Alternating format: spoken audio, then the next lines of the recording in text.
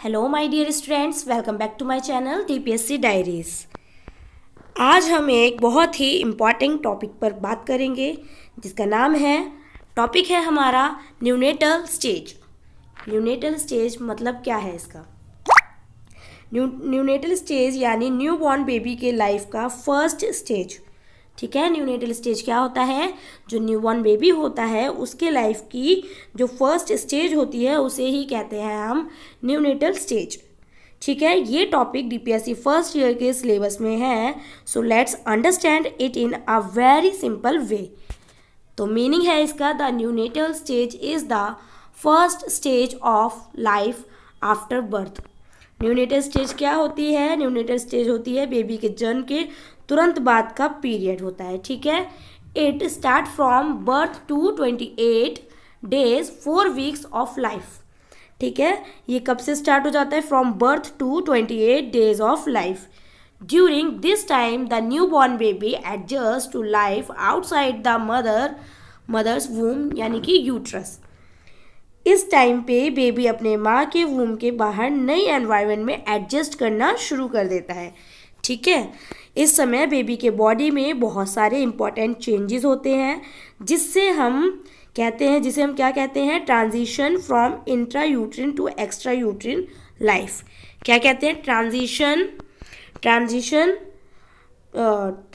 From intra uterine to extra uterine life. ठीक है,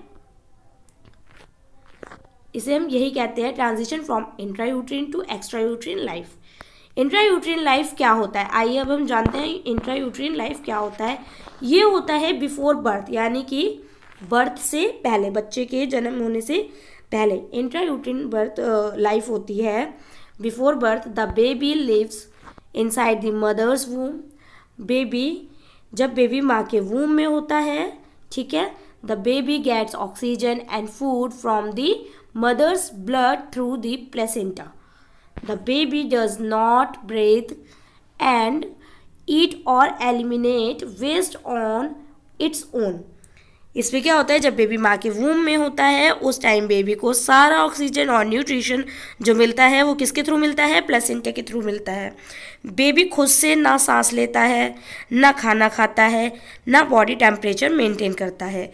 सब कुछ माँ के बॉडी के थ्रू होता है। ठीक है, बर्थ होने से पहले बेबी के the temperature of the baby's body is maintained by the mother. ठीक है, नेक्स्ट है extra uterine life. Extra uterine life ये होता है after birth. Extra uterine life कब होता है? After birth. ठीक है, as soon as the baby is born it must start functioning independently. अब क्या होता है? जैसे ही बेबी पैदा होता है, यानी कि बच्चे का जन्म होता है, उससे अब खुद से क्या होता है? सांस लेनी चाहिए। ठीक है, बच्चा क्या करता है? जब पैदा हो जाता है तो उसे खुद ही सांस लेनी होती है, खुद ही खाना पीना खाना होता है। जैसे कि the baby must breathe, eat, digest food and maintain body temperature on its own. सांस लेनी, खाना पीना और टेम्परेचर मेंटेन करना होता है बेबी को खुद से। ठीक है, this change is called the transition period, a time of adjustment and stabilization. ठीक है, ये क्या होता है? यानी अब बेबी अपने एनवायरनमेंट के अकॉर्डिंग एडजस्ट करता है। इसी को हम कहते हैं एडजस्टमेंट एंड स्टेबलाइजेशन पीरियड। ठीक है, इसी को हम क्या कहते हैं? स्टेबलाइजेशन पीरियड कहते हैं। इसमें बेबी खुद एडजस्ट करना सीखने लगता है, एडजस्ट करता है, खुद स्टूल पास करेगा, खाना पीना सब कुछ बेबी को खुद से करना पड़ता है।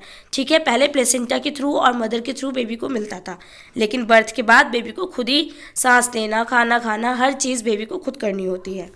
ठीक है, नेक्स्ट है major adjustment in the neonatal stage.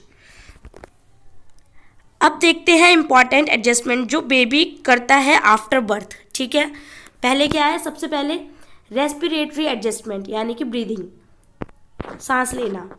After birth the umbilical cord is cut and the baby takes its first breathe.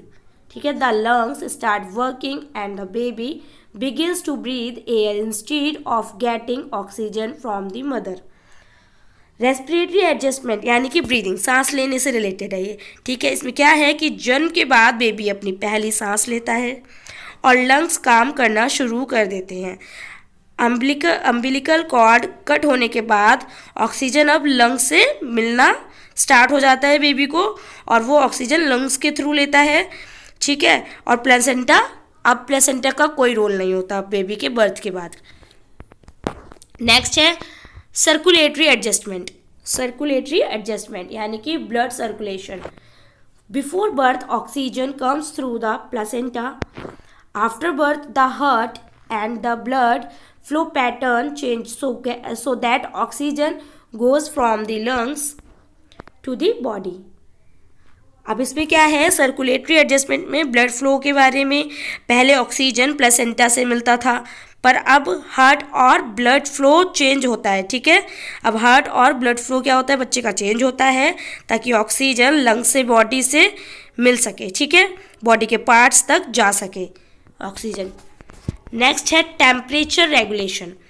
Temperature regulation in the womb the baby's temperature is controlled by the mother. Womb के अंदर माँ baby का temperature control करती थी। After birth the baby must maintain its own body temperature which is why warmth and skin to skin contact are important. अब क्या, अब baby को अपना बॉडी टेम्परेचर खुद ही मेंटेन करना पड़ता है, ठीक है। अब बच्चे को अपना बॉडी टेम्परेचर क्या खुद ही मेंटेन करना पड़ेगा जब जन्म हो जाता है बच्चे का, तो इसलिए वार्मथ और स्किन टू स्किन कांटेक्ट बहुत ही इंपॉर्टेंट होता है। नेक्स्ट है feeding adjustment. Feeding adjustment before birth the baby gets nutrition through the umbilical cord. अब बेबी को न्यूट्रिशन मदर के मिल्क से मिलता है, ना कि जो पहले वो होती थी अम्बिलिकल कॉर्ड, उससे नहीं, ठीक है। Before birth the baby gets nutrition through the umbilical cord. After birth the baby must suck and swallow milk. This helps the baby learn to feed and digest. इस टाइम बेबी सक और swallow करना सीखता है। Feeding और digestion के लिए ये बहुत ही इंपॉर्टेंट स्टेप होते हैं, ठीक है। नेक्स्ट है excretory adjustment. Now the baby's kidneys start working.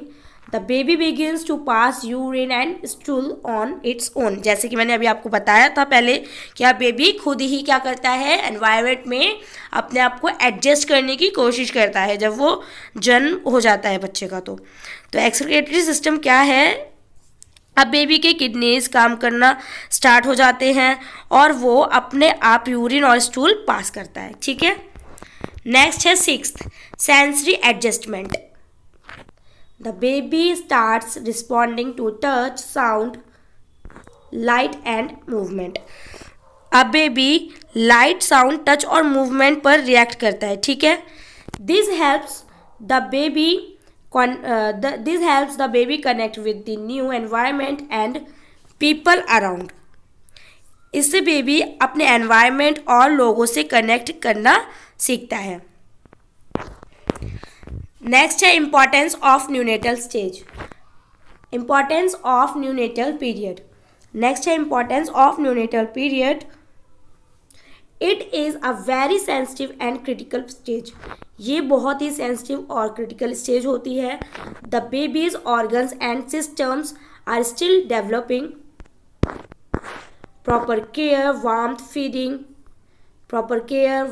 Feeding and clean environment are very important for survival and healthy growth.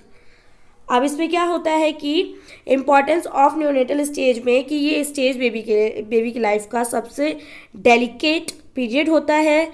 Proper care चाहिए इसमें, वार्मथ, क्लीननेस और फीडिंग बहुत ही इंपॉर्टेंट होती है। अगर इस स्टेज में केयर सही से नहीं मिलती है बच्चे को तो बहुत ही प्रॉब्लम होती है उसके डेवलपमेंट में आगे। और अगर इस टाइम पे इस स्टेज में बच्चे को केयर सही मिले तो बेबी हेल्दी ग्रोथ, ठीक है, बेबी की हेल्दी ग्रोथ होगी, ठीक है। और हेल्दी ग्रोथ के लिए बेबी क्या होता है, रेडी हो जाता है। नेक्स्ट है समरी। समरी में है जैसा कि हमने आपको अभी जो पढ़ाया स्टार्टिंग से लेके अभी तक हमने जितना भी पढ़ा है उसका क्रक्स यानी कि निचोड़, जितना भी हमने अभी टॉपिक में पढ़ा है समरी में हम उसका पूरा निचोड़ डाल देते हैं। तो आइए समरी में हम बताते हैं कि कैसे आपको समरी में डालना होगा, यानी कि conclusion. Intrauterine life, baby inside mother depends on her for everything. Extrauterine life, baby outside must adjust and work independently. Intrauterine life में क्या होता है कि बेबी मदर के थ्रू, प्लेसेंटा के थ्रू क्या करता है, ग्रो होता है, न्यूट्रिशन लेता है, खाना पीना हर चीज़ प्लेसेंटा और मदर के थ्रू मिलता है बच्चे को। एक्स्ट्रा यूट्राइन लाइफ में होता है बच्चे को आउटसाइड के जो एनवायरनमेंट होता है उसमें एडजस्टमेंट, वर्क इंडिपेंडेंटली करना होता है। Neonatal stage first 28 days of life. Neonatal stage कितनी होती है, 28 डेज ऑफ लाइफ और 4 वीक्स की, ठीक है। Time of major physical and functional adjustment, ये है हमारा समरी, ठीक है। Conclusion, so students, neonatal stage वो समय होता है जब बेबी अपने वॉर्म के बाहर नहीं, एनवायरनमेंट मतलब न्यूनेटल स्टेज वो समय होता है जो बेबी अपने वूम के बाहर आता है और फिर वहाँ के एनवायरनमेंट में, नए एनवायरनमेंट में एडजस्ट करता है, ये होती है न्यूनेटल स्टेज। ये टोटल 28 दिन का पीरियड होता है। बेबी इसमें सर्वाइवल और डेवलपमेंट के लिए बहुत ही इम्पॉर्टेंट होता है बेबी के लिए, ठीक है, ये पीरियड। तो ये था हमारा आज का टॉपिक। ये एक वीडियो में कवर नहीं होगा, नेक्स्ट वीडियो इसके लिए दूसरी वीडियो भी बनाऊंगी मैं, ठीक है। तो जहाँ तक आपको समझ आया हो प्लीज़ मुझे कमेंट करें। अगर कोई भी पॉइंट आपको लग रहा हो कि मुझसे मिस हो गया है तो मुझे कमेंट करें, वो मैं नेक्स्ट वीडियो में ऐड ज़रूर करूँगी, ठीक है। अगर आपको वीडियो पसंद आई हो तो वीडियो को लाइक करें, चैनल को सब्सक्राइब करें और जितना हो सके उतना DPSC स्टूडेंट्स को शेयर करें, ठीक है। मिलते हैं नेक्स्ट वीडियो में एक नए टॉपिक के साथ में। धन्यवाद।